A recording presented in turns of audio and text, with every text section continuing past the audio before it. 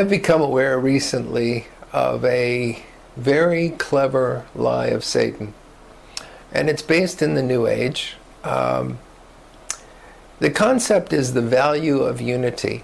We know that Christ prayed that that you may be one, even as I and my Father are one. And so the idea is that it's not just the church that God wants unified, it's everything. Oh, everything is about unity. And the real problem is, and here's the lie, and see if you can spot it and why it exists.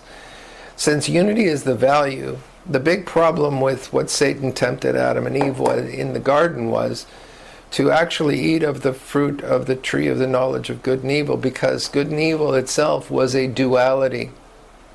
So now we go back to a Hindu concept that says good and evil are two sides of exactly the same coin, and it doesn't matter how you find enlightenment, you can follow it on either path, either through pain or through pleasure, two sides of the same coin. Good and evil really are not different.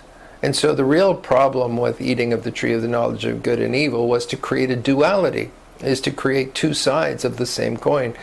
And God didn't want that. He wanted you to always know that good and evil were exactly the same thing. That's really deceptive, but it's very clever.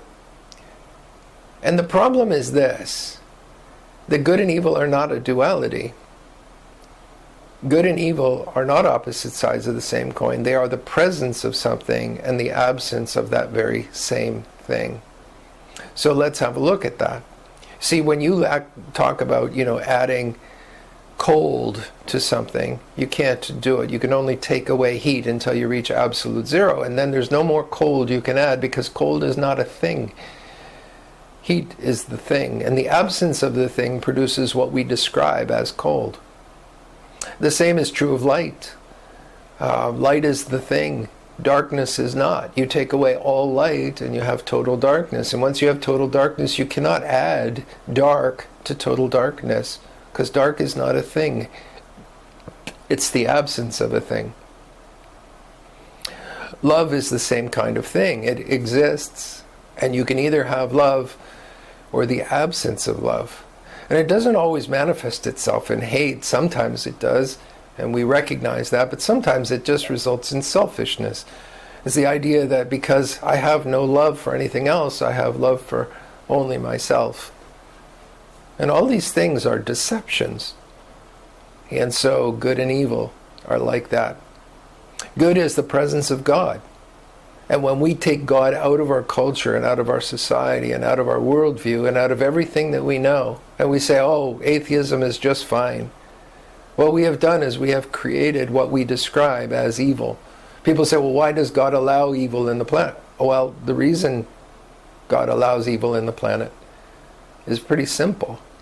He's simply walking away from the situation because he's been asked to. You've asked him to.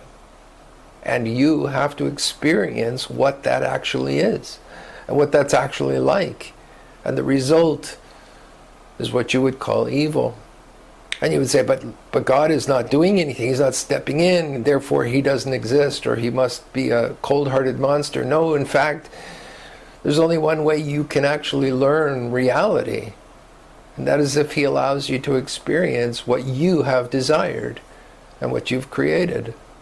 And I don't point that, I'm not pointing a finger and saying you. I'm including myself in this, because I've come to recognize that we are inextricably bound, and that part of the problem is that I haven't spoken up, and that I haven't been the one on the front lines. And I'm not saying to power, you need to stop.